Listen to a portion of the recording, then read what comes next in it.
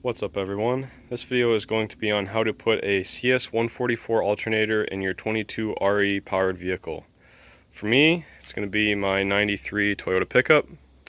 With the stereo system I've got in here, when I turn it up, I start to lose voltage on the entire vehicle. So my solution for that is going to be putting this alternator in here. The stock ones output somewhere between, I think, 60 and 70 amps. The CS-144's output 140, so pretty substantial upgrade. There's going to be some things in the video that you don't have to do. I'm going to be doing some powder coating and whatnot, and some of the disassembly for me would have been different since I made my own intake. So as you can see, that's all gone. I've already had it all disassembled.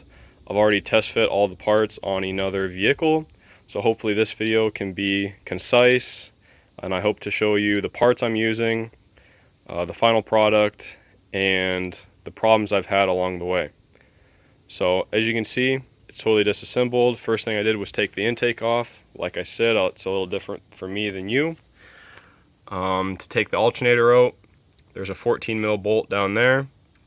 In the top of the alternator, there's a 12mm bolt. Loosen both those, you'll be able to slide it, take the tension off the belt, take the belt off, and then I take both those bolts out. Then there is a 12mm bolt there that holds on your dipstick and part of the top alternator mount. And then under here, you can see there is a bolt missing there. That is one of the bolts that the new mounts will use, but that is the second bolt for your original Toyota alternator mount. So with those two out, you'll be able to take that mount off, and then for a little bit of ease of assembly, I took off the hose that goes right there, and then I took off the pipe that coils around and goes down to that hose down there. Now that is not something you have to do. I only did that because I'm going to powder coat that pipe. So that bolt is out over there. That's one of the bolts that holds that pipe on. But for you guys, I still would recommend taking that hose off that's right here. It's just a hose clamp there, and then where it goes on that pipe. So I've got stuff in the oven powder coating right now, but when that's done, I'll put that bolt back in that hole, and that'll allow me to take out these bolts over here. I don't want to take out a bunch of bolts so that the motor mount can just fall off the engine. That'd be bad. So once I get that bolt back in, I'll take the remainder of the bolts out for this alternator bracket. This is the lower bracket. Originally they're all 14mm bolts. So I'll get that bracket taken out, and then with all the powder coating done, we can start putting stuff together.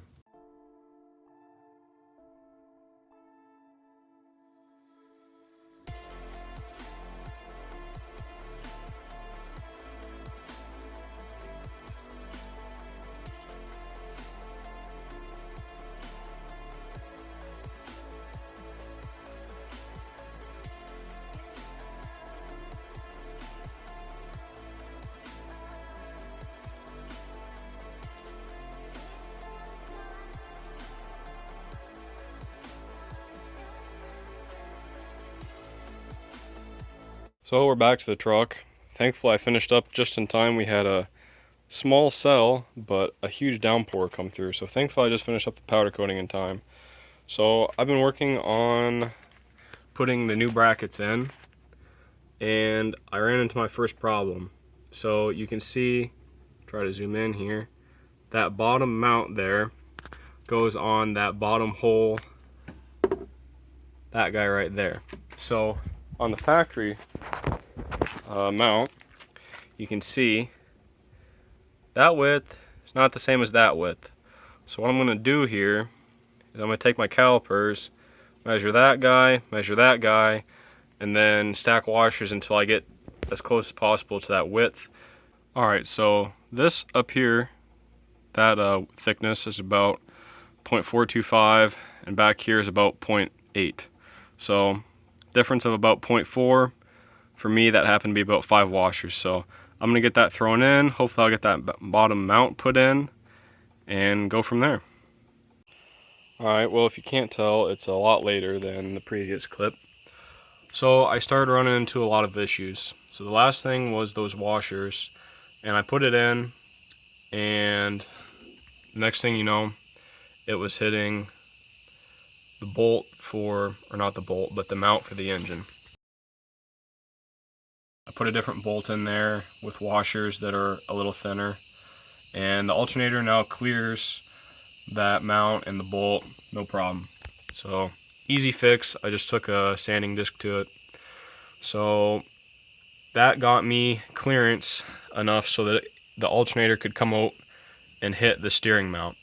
So that is as far out as the alternator can go.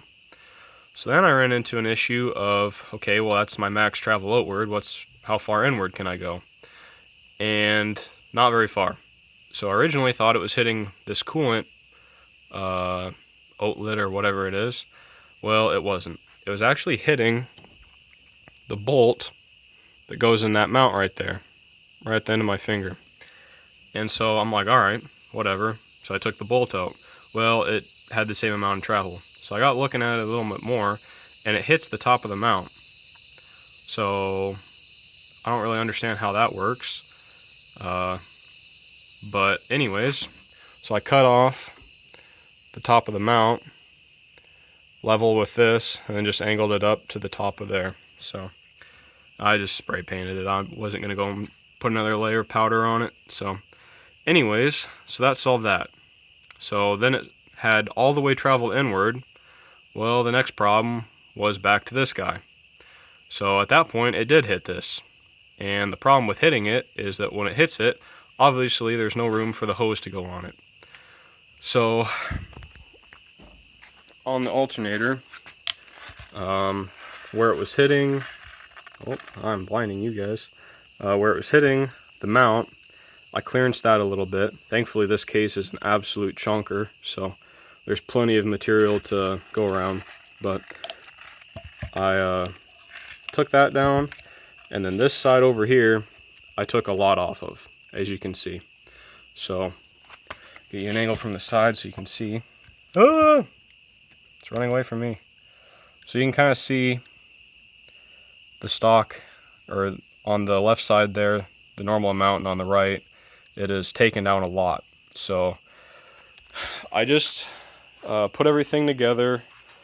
I put my intake in, hooked everything back up, and just hastily plugged some wires together, and it all works.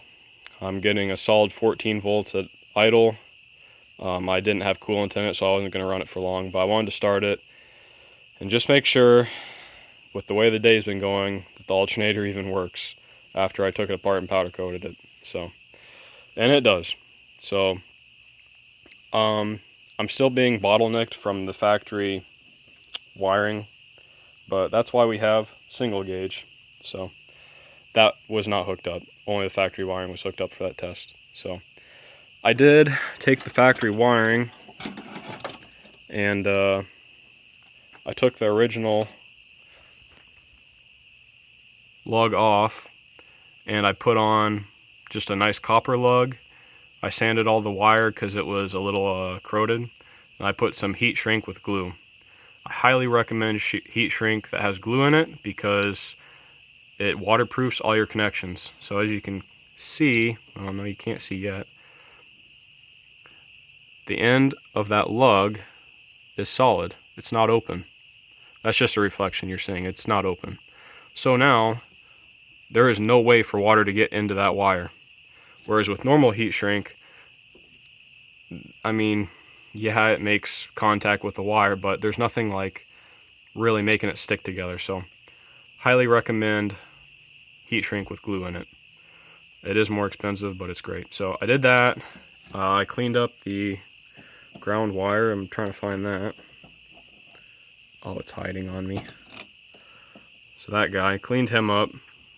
And then I also had to still clean up the ground, which is that guy. So positive, negative, wiring harness. So since everything works, oh, another thing.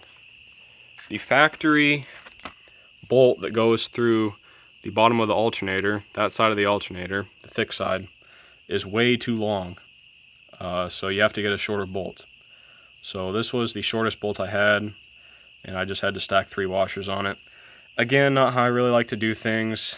I would like to say that I'll probably get a bolt that's the right length, but I'll probably forget and won't do it. So I'm going to throw this bolt in it, and that guy back in it, and get the belt on. So that's another thing. Everywhere I read said that you had to use an 1.5 inch longer belt. Well, I got a whole box of belts. I got everything from what was recommended, a little longer, a little shorter. Yeah, none of them fit. So I used the stock belt. So it's still the stock length of the belt for the stock alternator. So I don't know what's up with that. I don't know if I'm just a special case, or maybe the guys who recommended that are the special case. I'm not sure what's going on, but I'm going to end up using the stock belt. So when I go through and do all the parts, just know what the part number I give you, that is the stock belt. Alright, little update. Everything's in. I was able to find a hose clamp. All the bolts that I was going to use ended up working. So, voila! Look at that. What a unit. She is tight. I spent a good bit of time, and I mean, there is not a lot of room between that radiator hose and that alternator, but it's pretty close to the center of travel. Belts line up perfectly, which I was worried about that a little bit, but she's all tight. Belt is probably could be tighter, but it'll do for now. So all the mechanical stuff is more or less done. So since the stock ground is done, the stock positive is done, all that's left really for the stock side of stuff is getting that wiring harness put on. So when I go over the parts, you'll see which harness I use. But so it's got 4 wires, and I use 3 of them, and those 3 match up to the stock 3 ones. So I'm not sure if they're all necessary, but it obviously lets it charge at 14 volts, and the light on the dash was not on. So that's about all I could ask for. So I'll take a bit of a closer video for the wiring, and then when I'm done with the wiring, I'll go over the wiring diagram. I'll put the diagram on the screen, and I'll get all that good stuff. So let me finish it, and then I'll fill you in on all the details. I forgot I had this thing. If you don't feel like spending $200 on an overpriced Milwaukee under hood light, go to your local Harbor Freight, grab you a $10 4-foot LED light. Bam.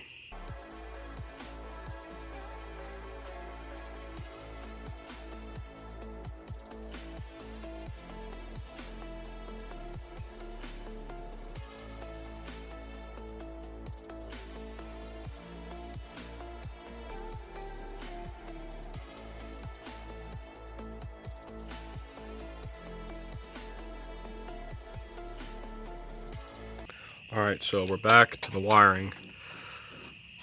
So I got all the harnesses stripped back.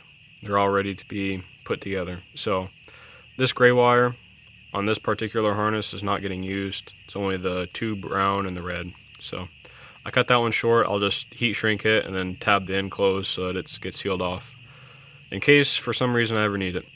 But I'm going to use ferrules and heat shrink. So there's nothing wrong with using butt connectors. I use them for a long time. I just happen to find I like using ferrules better at work. I think they just look cleaner.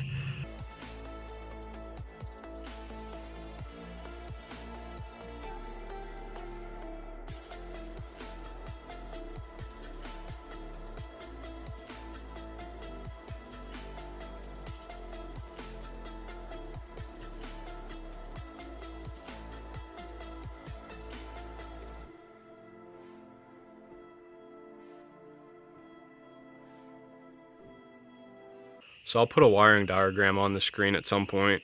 I'll probably do it right now. And if you want to screenshot that, that'll give you a good idea of if you get a 4-wire pigtail for the CS-144 and you are going to a 3-wire Toyota, that'll be helpful. But basically, the way I'm holding it, the pigtail, right to left, and the way I'm holding the Toyota pigtail, right to left, they all match up. So, as you can see, I put a ferrule on each one, heat shrinked them a bunch, and I don't know what I'm going to do to protect them further than this. I'll probably just wrap some electrical tape around them, and I've got some like braided shielding that I'll put over the entire cable. So overall though, this is pretty much done. So I'm very happy with it. I'm gonna, like I said, get it loomed and then get it fed down there and hooked up.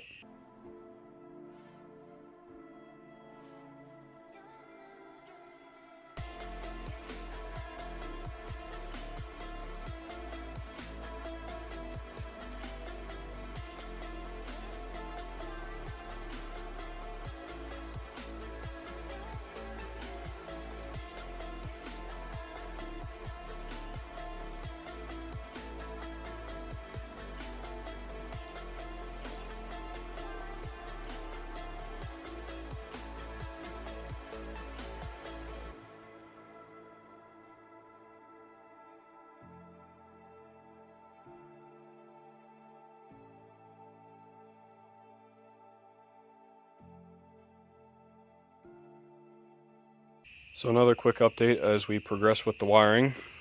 I got it all in.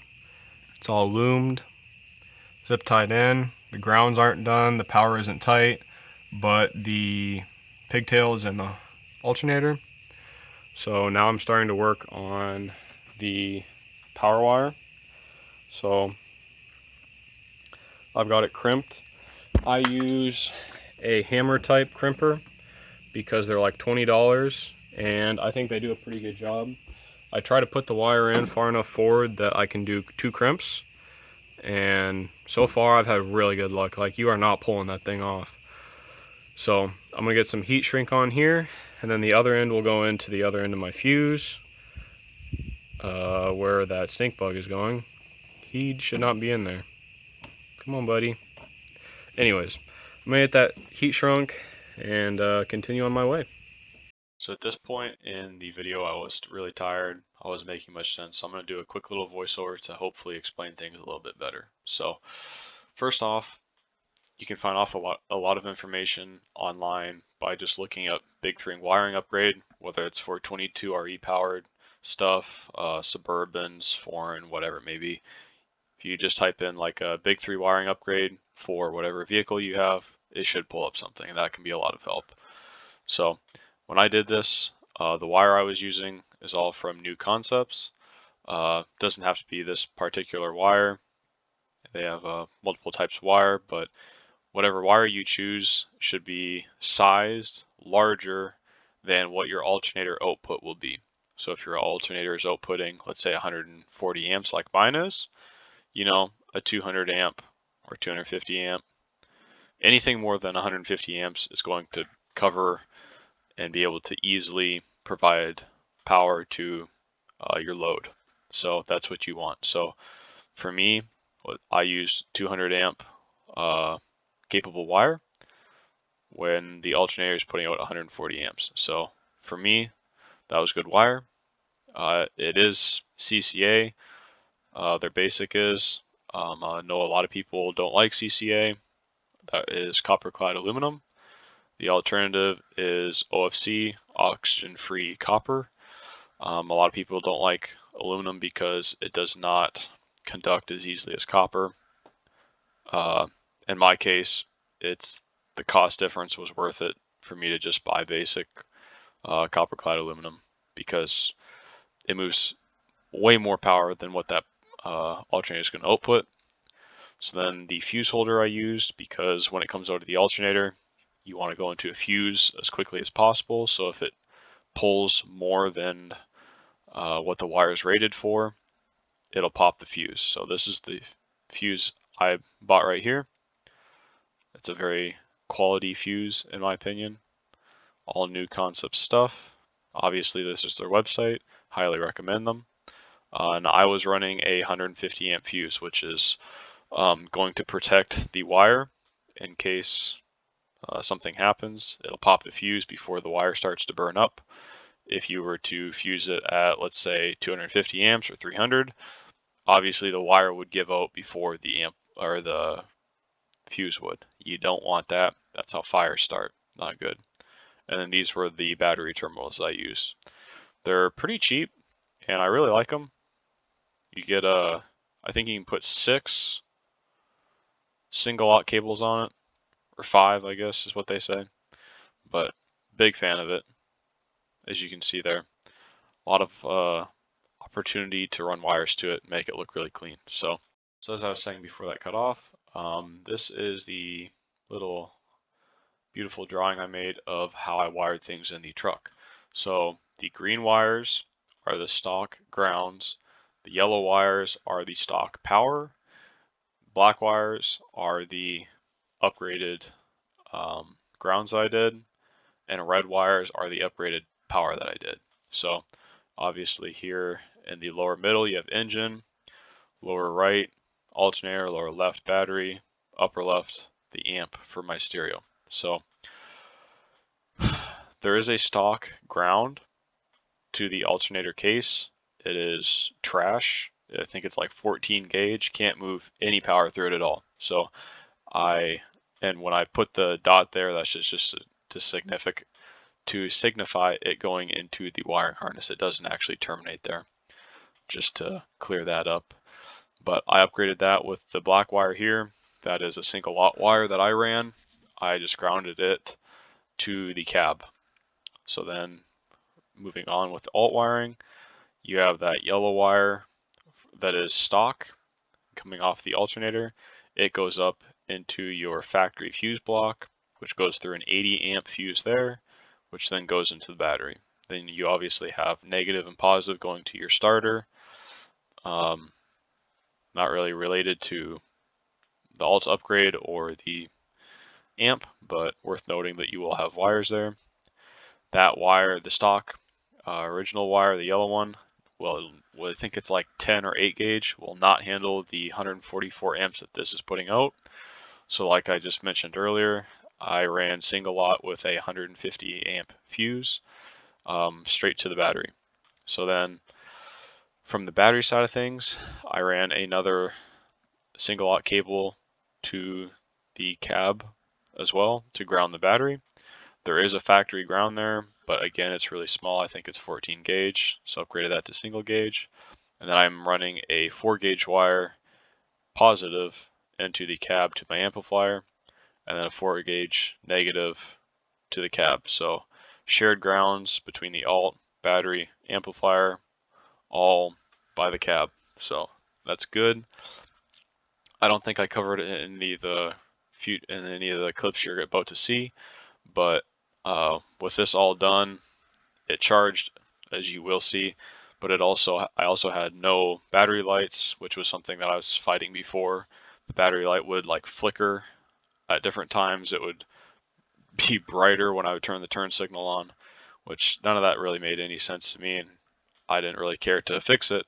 But by grounding it this way, I ended up getting rid of that problem. So let's continue with the video.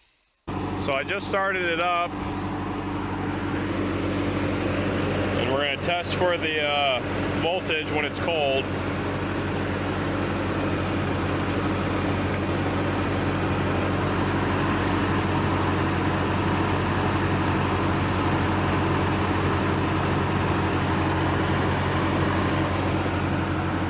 It's about 14.7, so I'm cool with that.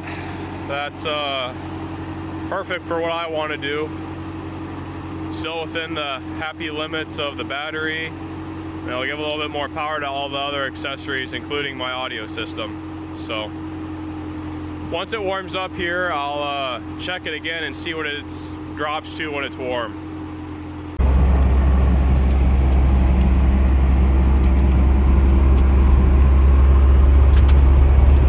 Alright, so we took it for a little drive. It's been about a half hour. She's nice and warm. Everything's up to temp. But Yeah, look at these views, man. I'm not much for humidity and the temperatures of the Midwest, but damn, on a nice clear day, it is beautiful.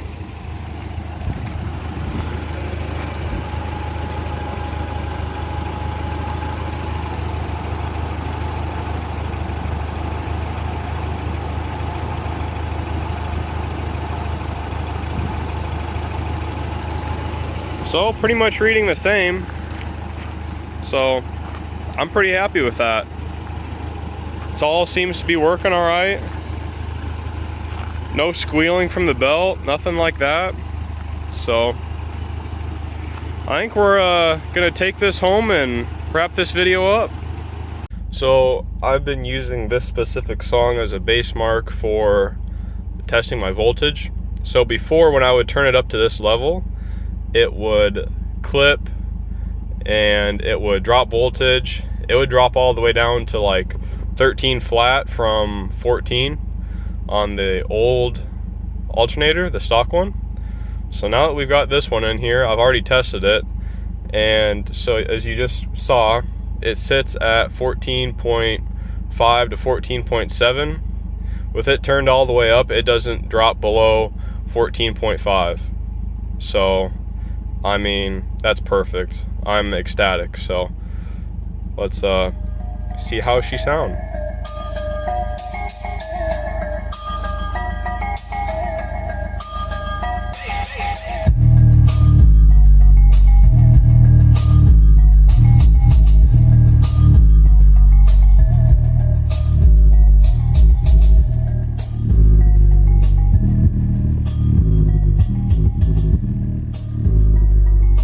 That is plenty loud. So it seems to max out around 23, 24 on that song. And for reference, I usually daily drive listening to it at 8. So that is extremely loud compared to what I normally listen at. So it'll never be that loud unless I'm demoing it for someone, which I don't really think there's a whole lot to demo with a single 8. But anyways, very happy with it. Passes my music tests. So just to end the video off, I'm going to go over all the parts I used. I'm recording this way after the fact when I put the alternator in. Sorry I'm late, I just don't give a And as an update, everything's been running really well. I'll put in a clip here. I got the truck all ready for winter. Just taking a minute to admire the truck for the last time that it'll run this year. I just took it in, filled it up with gas, took the battery out of it, vacuumed it, washed it, made it look all pretty. So she will sit here till next spring when it comes out to be daily driven again. But anyways, these are the parts I'm using, or that I used, and so far they've been working really well. So first off, this site that I'm on right now, fixingthetruckagain.blogspot.com, I use this as a pretty good base point for the parts I bought. Has a really good write-up, goes through everything he did. Some of the stuff, like I said in the video, did not work for me, like the belt that he bought did not work for me. But regardless, really good write-up. Very thankful that he put that up. So jumping right into it, this is the alternator I got. So I bought this off Rock Auto. It happened to be the best price for it. So you can see some of the stats there. I'm not going to read through all of them, but it's important to get a alt with the ears directly 180 of each other, or pretty close to 180 off, because that is the orientation of the factory alt that we're going to be replacing. So very important to get that right. And if you use this part number, it should be the right thing. Like it says in the right up here, yeah, 95 Cadillac Fleetwood. I believe that's what this alternator is off of. I believe I bought the same alternator that he bought, so that worked out pretty well. Obviously, with the Toyotas being V-belt, you'll have to buy a pulley to convert it. That was really easy. You can just impact the nut off the end of the alt, impact this one on, Wham kablam, pretty simple. That'll take care of that. And then for the wiring harness, I just bought a wiring harness for CS-144. Again, pretty simple, really nothing to it. For the belt, this is the belt that I have on the truck. It has an outside circumference of 891 millimeters. So this is the belt I have. Since I put this belt on, I've come to really like Gates stuff, whether it be belts, hoses, fuel line, whatever. I've had good luck with their stuff on all the projects I've done. So you can use this part number for this belt, or a comparable belt with 892 outside circumference in millimeters. You can use this belt. So one other thing I should look up is the trail gear brackets that I bought. That's obviously a pretty big thing. So let me look that up. All right, so I got it pulled up. This is the bracket kit that I used. Overall, I would say it worked really well. To be fair, it does say that it's supposed to be for a GM CS-130 alt. So, you know, yeah, I put a CS-144 on it. It didn't work perfect for me. You know, that's kind of the risk you take buying it. But overall, I was really happy with it. It was extremely heavily made. Really happy with that. Do I think it's worth 88 bucks? Maybe not. Am I going to buy it again? No. I'll make my own since I already bought it once. I'll just copy it. But if you don't have the skills or the time or whatever it might be to make this on your own, this is definitely a great option. So anyways, to end this video off, thanks for watching. Hopefully it persuaded you to either do this or not do this. I had a little bit of trouble with it in my case, but I've already started recording videos on my new daily. I ended up buying a car. You'll see that in the next video. I've already recorded stuff for it. I just have to edit it. But thanks for watching. Have a good one.